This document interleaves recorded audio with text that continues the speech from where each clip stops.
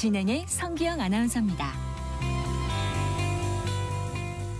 네, 앞서서도 잠깐 말씀드렸습니다만은 오늘 새벽에 엔비디아가 AI 거품론 딛고 3분기 사상 최대 실적을 발표했습니다.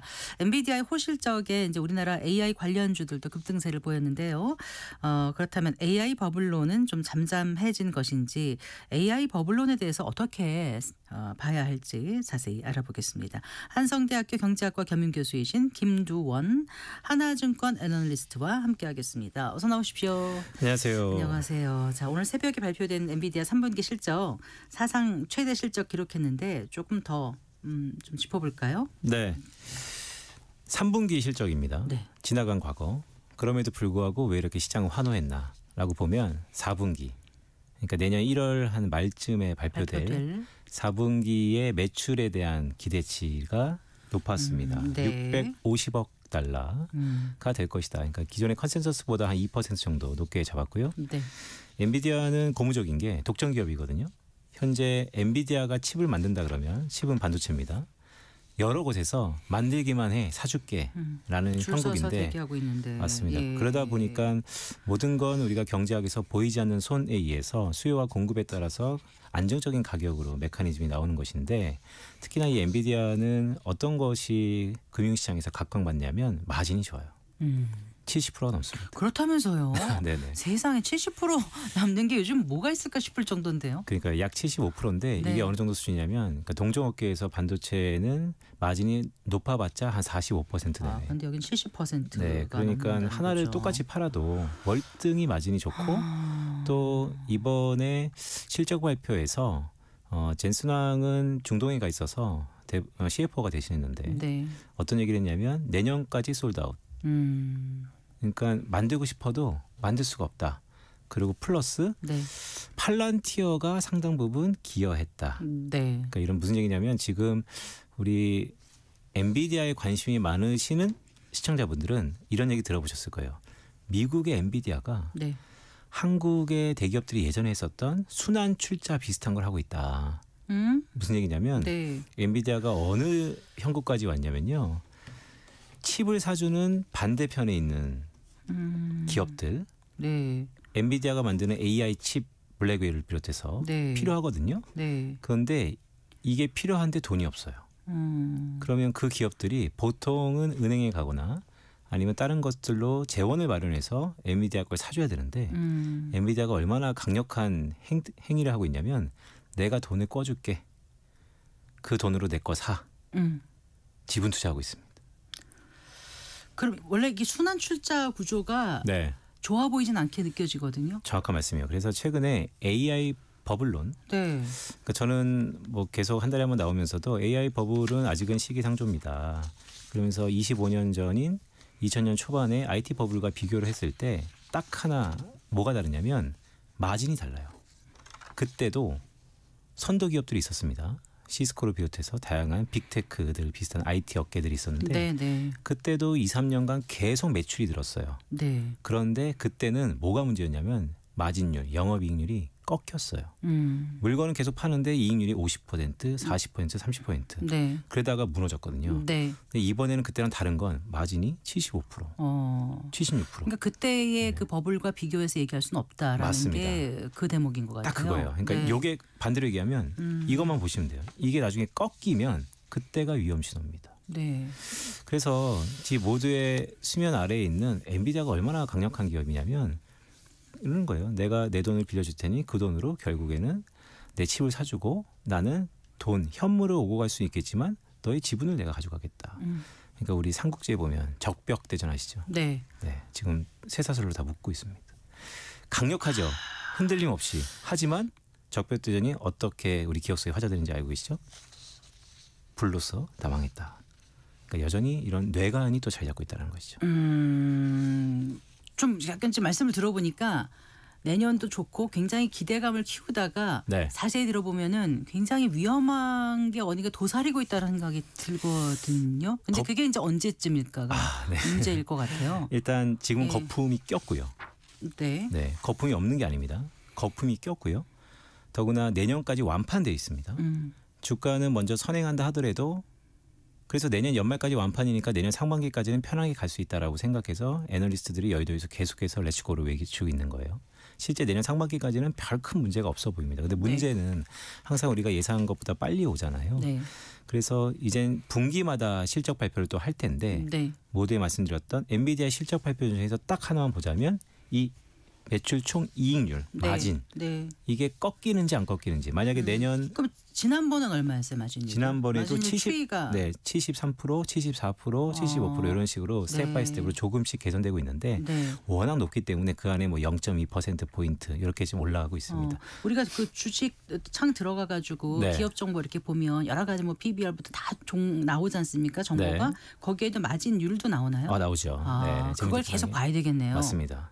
그리고 네. 언론상에서 지금 뭐 요번에 570억 달러 매출 찍었다. 네. 뭐 직전 분기 대비 22%다 이런 것보다 네. 말씀드렸던 것처럼 매출 총 이익률이 매우 중요하다. 그러니까 가만히 생각해 보면 물건 하나 팔아서 네. 70% 버는데 어마어마한 기업이죠.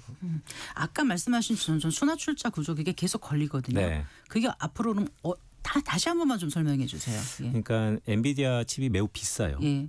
비싼 것뿐만 아니고 AI를 뭔가 하려면 네. 엔비디아가 만든 AI 칩인 블랙웰이 필요합니다. 네. 그래서 지금 모든 기업들이 AI를 적용시키려고 그러는데 네. 그러면 이 칩이 필요하단 말이죠. 네. 근데 돈이 없어요. 다른 네. 기업들이. 그래서 그러면 엔비디아 입장에서는 두 가지죠. 돈 갖고 와 기다릴게. 네. 그런데 이 엔비디아가 어떠한 행태를 하고 있냐면 너 필요하지. 그럼 내가 돈을 빌려줄게. 예, 그건 알겠는데 네. 그럼 엔비디아는 그 돈을 네. 이렇게 마진 남는 거에서 빌려주는 건가요? 아니면 엔비디아도 계속 네. 투자를 받지 않습니까? 맞습니다. 그 투자가 계속 들어온 걸로 지금 기업이 굴러가는 거고 네. 마진을 남기는 건데 네. 그 투자는 어느 기업들이 주로 많이 하고 있어요? 투자도 그렇지만 네. 돈을 벌면서 하고 있어요. 돈을 벌면서 한다. 네, 그래서 지금은 익스큐즈, 즉 그럴만하다라고 하는데 문제는 그래서 제가 이 마진율이 되게 중요한 게 엔비디아 계속 돈을 벌면 네. 그 돈 갖고 계속 출자하는 거예요. 그런데 네, 그게 그러면은 PBR이나 PER이나 우리가 흔히 보는 그 지표는 어때요? 엔비디아는?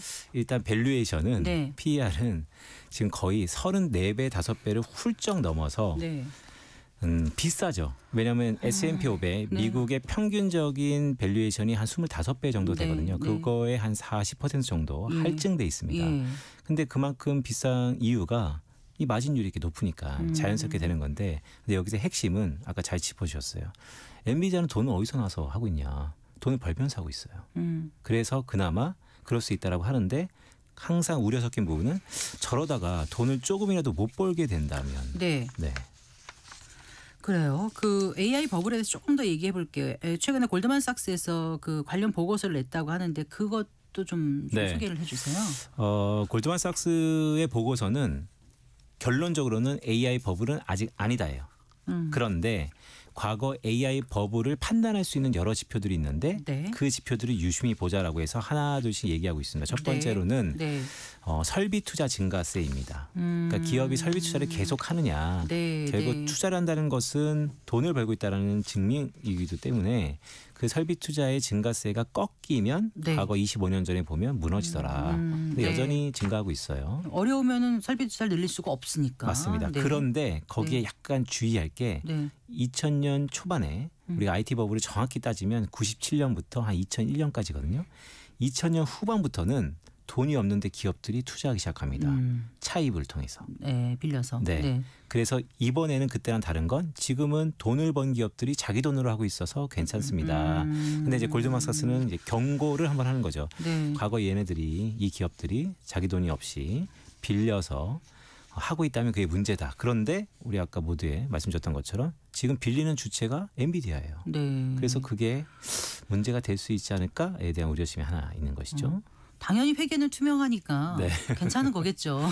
거체 관리 잘하고 있는 것 네. 같고요. 그런데 네. 이제 그러다가 요즘에 관심이 있었던 게 그러다가 뭐 빅테크들의 감가상각비 이런 얘기가 그래서 나온 앞에서 거예요. 잠깐 얘기했습니다. 네, 그래서 나온 거예요. 근데 오늘 거기에 대해서 전순환도 얘기를 한 거고요. 네, 그러니까 뭐 문제 없다라는 건데 그러다 보니까 말씀하신 것처럼 모든 사람들이 얘네 회계장부 제대로 하고 있는 거야?부터 하나씩 이제 보는 거죠. 그러다 보니까 옛날에 저만 생각하는 게 아니군요. 그럼요. 네. 그러다 보니까 자연스럽게 왜냐하면 투명한지 물론 그렇게 겉으로 보여주는데 네. 이 내구년수와 감가상각을 과연 제대로 계산하고 있는 것인지 네. 이런 것들이 다 이제 맞물리면서 하나둘씩 나오는 것이 네. 근데 왜 나올까 가만히 생각해 보면 뭐 네. 골드만삭스의 보고서뿐만 아니고 그냥 많이 올랐다. 그리고 생각보다 꽤 비싸 보인다. 네. 그래서 제가 모두에 말씀드렸지만 거품이 껴 있습니다. 그 거품이 꼈다는 거는 어떤 네. 걸로 말씀하시는 거예요? 거품이라는 건 보기에 따라 다를 수 있어서. 맞아요. 예. 어떤 분들은 명품 하나 살 때 1,000만 원짜리도 쉽게 사고요. 네. 어떤 분들은 100만 원짜리도 쉽게 못 삽니다. 네. 그만큼 어떤 사람들마다 비싸다 싸다가 논하기 시작했다는 것이고 하지만 50만 원이면 1,000만 원짜리로 살 사람들이나 100만 원으로 살 사람들이나 다 싸다고 느꼈던 것처럼 네. 지금은 주가가 많이 올랐던 게 좀 비싸다라고 생각이 하나둘씩 나오고 있는데 네. 우리 일반 청취자들은 주식 투자할 때 이런 전문가들의 모든 분석을 다 보는 것보다 보여지는 것으로 보잖아요. 그렇죠. 다 알 수가 없으니까요. 네, 주가 왜 이렇게 많이 올랐어? 그러니까 거기에 일단 우려감이 있는 거고요. 하지만 계속해서 말씀드리고 싶은 것은 아는 만큼 보이는 것이다라는 의미에서 주가만 보고 있으면 네. 주식은 항상 비쌌다. 그래서 그 기업이 돈을 벌고 있는지 근데 오늘은 한 단계 더 들어가서 네. 청취자분들이 다들 수준이 높아지셨으니까 돈을 버는 거 플러스 마진이 네. 높아지면 괜찮다. 어쨌든 골드만삭스에서는 설비 투자를 하고 있고 기업이 돈을 벌고 있고 부채 관리 잘하고 있고 앞으로 연준도 완화적인 통화 정책을 가져갈 테니까 괜찮을 것 같고 신용 스프레드 안정적이다. 이런 이유로 맞습니다. 아직까지는 버블이라고 보기는 좀 어렵다. 맞습니다. 그리고 이렇게 얘기하는 것 같아요. 맞습니다. 골드만삭스의 페이퍼의 결론은 그래서 네. 버블이 아니다인데 과거 96년, 7년부터 2001년까지의 그 IT 버블 중에서 네. 지금이 어디랑 비슷하냐라고 한다면 2001년 막바지가 아니고 한 97년 정도 네, 중반인 그러니까, 것 같다. 그러니까 아직은 좀 시간이 남아있다. 이렇게 봐야 될 것 네, 같아요. 그러면서 요한 말씀 드려볼게요. 그러면서 골드만삭스는 네. 그 부분이 좀 개인적으로 약간 걸렸는데 연준 얘기를 했어요. 그때랑 지금이랑 상황이 어떠냐. 그때 미국의 중앙은행은 네. 금리를 낮췄다가 높였다가 다시 낮췄습니다. 근데 지금은 어쨌든 금리를 낮추고 있어요. 네. 그래서 괜찮다는 거예요. 그런데 간밤에 벌어진 일들은 12월 달에 동결 내년도 잘 모르겠는데 낮추진 않을 것 같은 느낌. 네, 그래서 모든 악재는 이제 한꺼풀은 지났는데 네. 또 다른 이제 악재라면 악재. 이제 앞으로 시장은 한 3주 동안 12월 FMC를 바라보면서 계속 이견이 있을 겁니다. 그래요. 이거 여쭤보고 싶었어요. 그 AI 버블이라기보다는 이제 AI 기술이 네. 기존의 뭐죠? 그 엔비디아의 그 GPU 중심에서 네. 아예 메모리 반도체 중심으로 헤게모니가 넘어가고 있다. 이런 이제 네. 기사들을 보면서 진짜 그런 건지 이렇게 되면 엔비디아는 네. 어떻게 되는 건지 이게 네. 궁금해요. 일단 엔비디아는 시스템 반도체를 하는 종합 설비 기업이다라고 볼 수 있는 것이죠. 네. 그들이 주로 원하는 HBM4 네. 고대역폭 메모리. 네. 그러니까 이렇게 좀 간단히 말씀드릴게요. 반도체는 크게 두 가지로 나누는데요. 메모리 반도체와 시스템 반도체. 네. 그러니까 일명 비메모리 반도체. 네. 메모리 반도체는 메모리 기억하고 저장하는 정보 거고. 저장. 네. 거기는 또 두 가지로 나눕니다. 휘발성 네. 메모리, 비휘발성 그래요. 메모리. 네. 그래서 휘발성 메모리는 비휘발성 메모리는 저장하는 거죠. 네. 그게 우리 흔히 D램 휘발성 메모리가 디램 저장하는 거. 비휘발성. 비휘발성이 네, D램. 기본적으로 저장을 하면 네. 그곳에서 네, 계속 네. 갖고 있는 거. 예. 그래서 우리 삼성전자가 주로 잘 하는 것이고요. 비휘발성은 이제 랜드라고 네. 해서 그것은 전원을 끄면 날아가는. 네. 네. 아니 휘발이 네. 전원을 끄면 날아가는 거죠. 제가 잠깐 헷갈렸어요. 제가- 휘발이 전원을 끄면 날아가는 거고 제가 비휘발성이 헷갈렸습니다. 계속 있는 맞습니다. 거죠. 네. 그러니까 랜드가 전원을 꺼도 계속 남아 있는 네, 것이고 네, 네. D램은 같이 네. 소멸되는 것이기 휘발성, 때문에 네. 삼성전자가 주로 잘 하는 것이죠. 네. 근데 이제 AI 시대에 많은 연산들이 필요하다 보니까 그거를 D램 하나 갖고 처음에는 뭐 줄줄이 옆으로 세웠죠. 근데 네. 이러다 보니까 열도 발생하고 그러니까. 느려지고 그래서 위로 그거를 쌓여. 네, 수직으로 쌓았던 그게 혁신입니다. HBM이 된 거죠. 네, 네. 혁신입니다. 그래서 그것을 주로 잘하는 것이 글로벌리 네. 몇몇 기업이 사전에 있었지만 SK하이닉스의 역사를 보면 2015년도에 강력하게 이 부분으로 네. 탈바꿈하거든요. 그렇죠. 13년부터 준비해가지고. 맞습니다. 네. SK하이닉스가 이걸 할 수 있었던 가장 큰 이유는 그때 2등 기업이었기 때문이에요. 그때 1등 기업이었으면 못했습니다. 네, 활로를 찾은 거죠. 맞습니다. 네. 근데 그게 성공한 거죠. 맞아요. 네, 그래서 지금은 오히려 엔비디아를 글쎄요, 저는 뭐 위협한다라고까지는 아니도 이제는 악어와 악어의 관계가 완전히 된 것이죠. 아니 그러니까 HBM에서 그럼 HBF로 넘어간다고 하더라고요. 그거는 예. HBM이 상용화가 2025년에 됐습니다. HBM4가. 네. 그래서 F로 넘어간다는 것은 너무 아직까지 장밋빛 그러니까 전망과 HBM은 고대역폭 메모리인 거고요. 네네. M이니까 메모리고 HBF는 고대역폭 플래시인 거잖아요. 네네. 그러니까 아직은 장밋빛이고 상용화되기는 좀 멀었다고 보시는 거예요? 아 그렇죠. 거의 HBM4 메모리가 네. 올해 전문적. 됐으니까. 네네. 뭐 계속 미래를 보면서 그릴 수는 있겠지만 실현 가능성을 얘기해야 되니까요. 네. 알겠습니다. 그 생태계의 그 선순환의 고리에 진입했다라고 이제 어제 네. 젠슨왕 CEO가 얘기했지 않습니까? AI 생태계가. 근데 그 실제로 보면 이제 AI로 인한 관련 사업들이 정말 많더라고요. 네. 그래서 데이터 센터, 뭐 전압, 전력, 뭐 에너지 관련 사업까지 규모가 점점 크고 네. 많은 사람들이 다들 뛰어들려고 하는데 이게 그래서 결국은 여기서만 그치는 게 아니라 계속 확산되니까 선순환의 고리가 창출됐고 그 안에 우리가 들어가 있다 이렇게 얘기할 수 있었던 걸까요? 젠슨왕이 그리는 미래는 네. 아직까지도 AI의 인프라를 깔고 미래에서 초입이고요. 네. 말씀하셨던 선순환은 이게 단순히 반도체 칩을 떠나서 모든 우리 일생활에 들어갈 거고 모든 거에 활용할 거기 때문에 그만큼 수요가 폭발적으로 는다라는 게 하나 방점이 있고요. 네. 두 번째는 이제 안 쓰이는 데가 없을 거다라고 얘기를 하는 것이죠. 더구나 우리가 피지컬 AI라고 요즘에. 네, 네. 그러니까 기존의 AI라는 게 무형 즉 보이지 않는 곳에서 이제 피지컬 AI 그러면 대부분 다 로봇 생각하시는데 뭔가 눈에 보이고 물체가 보이는 그 안에서의 기능이 또 다변화되는 이런 우리 일생활에 이제 보이기 시작할 거니까 그러면 그 수요는 가시성이 이제 확실히 나타나는 것이죠. 네. 어쨌든 요즘 AI 버블론을 그냥 막연하게 생각했던 것에서는 이제 두려움은 좀 약간 사라졌지만 네. 저 밑에 아직도 위기감은 좀 자리 네. 잡고 있다는 두 가지 양면성이 지금 있다는 생각이 들어요. 또 하나 얼마 안 됐어요. 에브리띵 랠리 우리가 다들 외쳤거든요. 근데 네. 갑자기 분위기가 네. 어디서 튀어나온 단어가 에브리띵 폴링이란 말까지 지금 나오고 있지 않습니까? 네. 안전자산, 위험자산 다 지금 불안한 그런 느낌을 받아요. 혹시 이걸 예견하셨습니까? 아니면 갑자기 시장은 왜 이렇게 바뀌어서 얘기를 하는지 참 네. 그렇거든요. 시장은 항상 우리가 예견한 것보다 빨리 변하는 것 같고 또 최근에 AI 때문인지 모르겠으나 되게 빠르게 바뀌는 것 같습니다. 근데 말씀 주셨던 것처럼 모든 게 올랐다가 모든 게 떨어진다라는 것을 또 네. 너무나 확 바뀐다는 느낌이 좀 있고요. 그렇게 보는 가장 큰 이유 중에 하나는 시기적인 부분이 있어요. 연말 연초. 그러니까 주식시장이 올해 한참 동안 마라톤으로 따지면 42.195 중에 한 42km 정도 달려왔죠. 네. 그럼 누군가는 잠깐 쉬고 갈 것이고 누군가는 계속 갈 것인데 일단은 시기적으로 연말이다라는 네. 것이 최근에 주식시장을 바라보면서 되게 화들짝 놀라는 게 있습니다. 지난주부터 금리 급등이에요.